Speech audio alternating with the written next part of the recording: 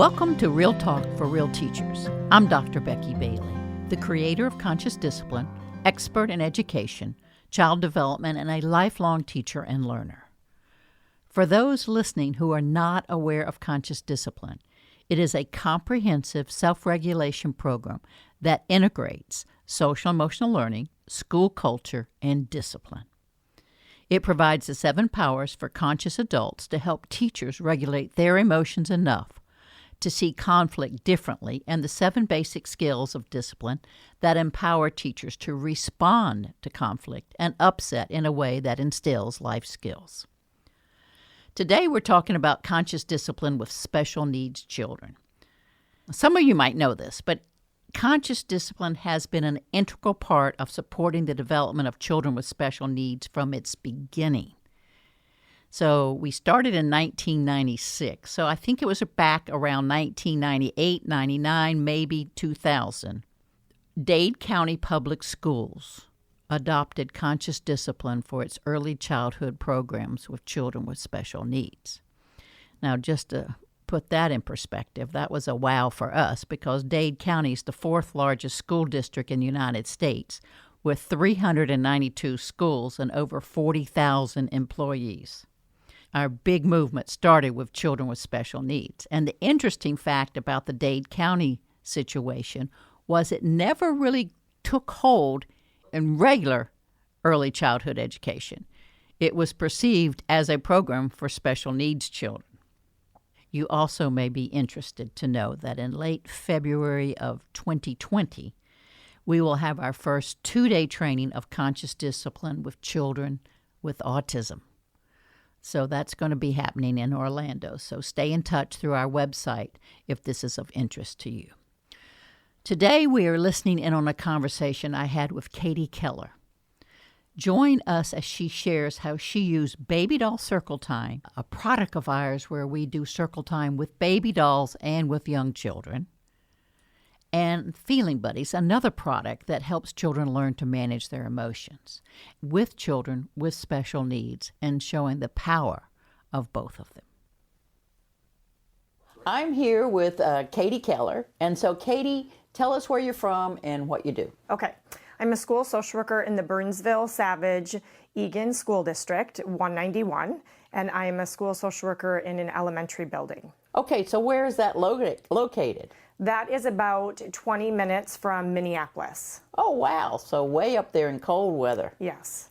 Okay, so we've been talking earlier, and you're doing something quite phenomenal with the Feeling Buddies and Baby Doll Circle Time combined or separately, or tell us about what you're doing. So prior to my current placement, I was working with early childhood special education, so birth to 5-year-olds, and I was going into the classroom and using Baby Doll Circle Time along with Feeling Buddies with some of our most difficult students in the self-contained classroom, as well as going into the preschool classroom where students were in a combined classroom with special education and general education. Okay, so let's start with the self-contained one. So what kind of diagnosis did they have to get into that classroom? So it ranged. So we have some students that were in an autism classroom. Mm-hmm. So the ratio of staff to students, we had more staff than students. And then we also had some students that it was a range of disability. So it could have been they had a significant cognitive delay, autism, or even just emotional behavioral concerns. Okay, so now you walk in. Had they had previous experience with the Feeling Buddies and Baby Doll Circle Time, or are you just bringing this into the classroom? I was just bringing it into the classroom. The teachers hadn't done the work with them yet. Okay, so tell us how you did this and what you did, and then we'll talk about what you saw. Okay, so I met with the teacher, and the teacher and I worked closely together, and they were open to me coming into the classroom. And so I came in and I started singing with my bag of baby dolls.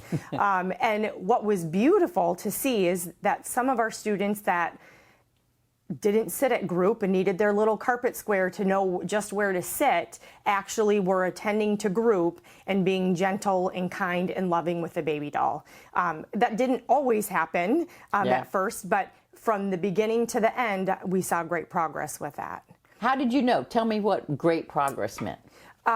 students that would be aggressive or violent maybe to the toys within the classroom or their peers in the classroom are now sitting and being gentle and being able to calm with the baby doll and being able to do those I love you rituals with the doll and making that eye contact that maybe they weren't making eye contact previously was a beautiful thing to watch. Now, did any of that, so you're going, get your baby, get your baby. Yes. Okay, you're doing the whole process. Yes. And then you're having them do round and round the garden or something Right. with their baby. Yep. So how did you see that transfer at all from baby doll circle time out into the real world? Yeah, so many of our students, we would have the classroom divided up. So some students would be playing maybe over in pretend play, and some would be over in the reading area, and staff with each of them, and seeing more gentle play. So a lot of the students just play alongside each other and aren't interacting together. But with the baby doll circle time, a lot of those students then would transfer that over and go and do that with the baby dolls that were in there, and then the teacher could help them play with one another in a more gentle way. Oh, wow. And so how old are these kids? 3 to 5. 3 to 5 in the classroom. Yes. Okay, so now take us through the feeling buddies. So they didn't have the feeling buddies in the classroom. You brought those in too? Yeah, so there was a group of us that did that for professional learning. So we did the book together, and then we're learning that together and then doing that during their circle time. Now, you did the feeling buddies book or the conscious discipline book or both? Both. Both. Both. But we had done the conscious discipline book. Then this was a few years later. Then Okay. we're doing the feeling buddies. Just focusing on feeling buddies. Right. And so you went into the classroom and you've got children with cognitive delay, autism, etc. So take it from there. Tell us kind of specifically, what did you do? I mean, you had to modify things, right? Yes. Okay. So the classroom that we did the feeling buddies with was a very, very difficult classroom. These students had autism, but they were very verbal and but very dysregulated. So many times for, I would say, at least the first couple months, it took 20 to 30 minutes for them to even come to group. It was hiding under tables, screaming and crying, not wanting to do that. Eventually, them actually coming, sitting at group. Some were in little baskets, so they knew where their surroundings were to keep safe, or a rifting chair, and actually doing the feeling buddy of being able to sit with that feeling. Because most of our students, nope, I'm happy. As they're screaming and crying, they are happy because upset was a negative feeling for them.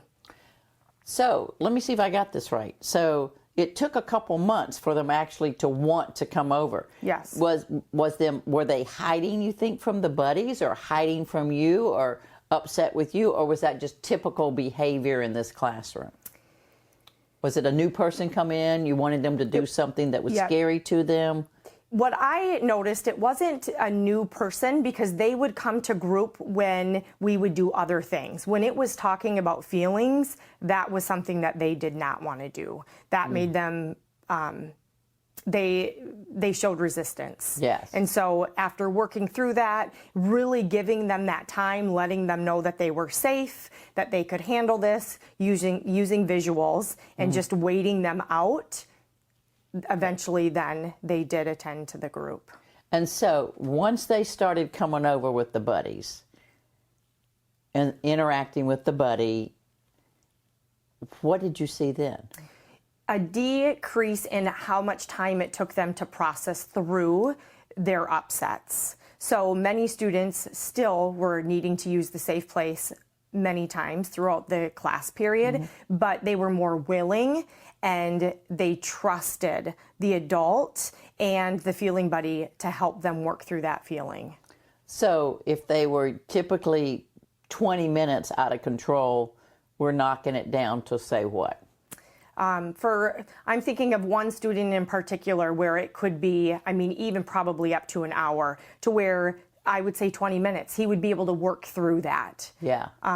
And then be able to say, I can handle this, do the breathing, do the I love you ritual, and walk through the feelings and get back into the next thing that they needed to do in class. Did you see ever that after manipulating the feeling buddies and looking at the faces on the buddies, did it seem like they had a little better sense of what others, or could they tell anything on anybody's real face?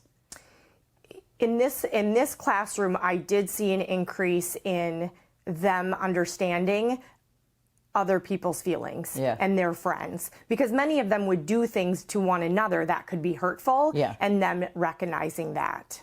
They could recognize it. Yes. Two of the boys that I'm thinking about in particular, I mean, they struggled immensely, but they made a lot of progress. Wow. What I have seen at some point, one teacher combined the baby doll circle time with the feeling buddies. So sometimes they would do, quote, baby doll circle time with the babies. And then sometimes they would switch the babies for feeling buddies. Get your buddy, get your buddy. And then the buddy would fall and hit his head, and they would pick it up and go, your buddy seems sad. And and when we combine those, we actually have seen some children with autism actually start showing emotional faces, emotion on their own face, which I don't see often. They're usually just kind of there.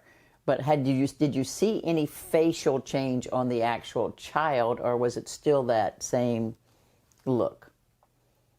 For the two students that we worked more closely with, they were often sad and did not want to identify that they were feeling sad. Yes. I saw them work through that, but I think that's still a work in progress of them identifying all of that. So how long were you actually with this small group of kids? We did that for the entire school year last year. Wow.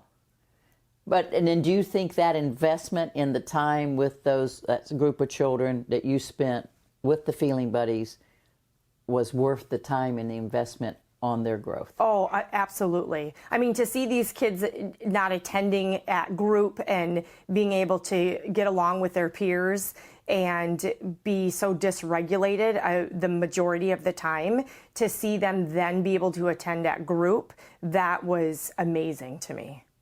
So, yeah, absolutely amazing. And some of the students that I work with, I know that they're going home into families that don't know how to express emotions or be able to help them with the disability that they have. And so knowing that every single thing that we do at school is making an impact is huge. So I believe there's many times where teachers will say, it's not changing. And my response is always, what you do matters. What you say every single day to that child is impacting their brain. And certainly that's true. And so if you did the whole year, so it took a couple months for them to get comfortable coming, and then you went on with it. So 2 months to get ready. Yeah. And then they started coming. At what point did you start seeing small changes in them, or some change that you would say, yay? Well, I would say I feel like I see changes in children all the time, but to see the impact that the feeling buddies has, or even the baby doll circle time, I feel like after we continue to do that, after those couple months, I feel like then we were seeing great change with them. I feel like they still had many difficulties with their disability, but to be able to access the safe place and not only use the feeling buddies while we're doing them in group, but now accessing those in the safe place is a big deal. To be able to go over and to use that to help calm and soothe them is, I think, a great tool. A great tool, yes. So just for them to be able to access tools that help them is phenomenal, and certainly tools of this nature would add to it. So if you were talking to other teachers of children with special needs, or children on the with emotional difficulties, or even extreme emotional difficulties, what would you say about baby doll circle time first? I would say there are so many wonderful things that we can use with baby doll circle time, right? To recreate maybe some of the connections that they didn't have when they were younger. So if there was a lack of that in their home or trauma, to be able to recreate that and rewire would be so impactful. I also think when we were doing baby doll circle time, one of the things that we were able to see is to be able to work on all of the goals that we're trying to teach them within the classroom. So not only are we trying to teach soft touch and building that connection, but now we can work on following directions while we're doing all of those other pieces together. And that, I think, was so profound to be able to watch that. So you would recommend it? I would absolutely recommend it. Okay, and the same for the feeling buddies? Yes. Even though you think they might not can comprehend it, even though you think it might not be effective, you would still say give it a go? Absolutely. Absolutely.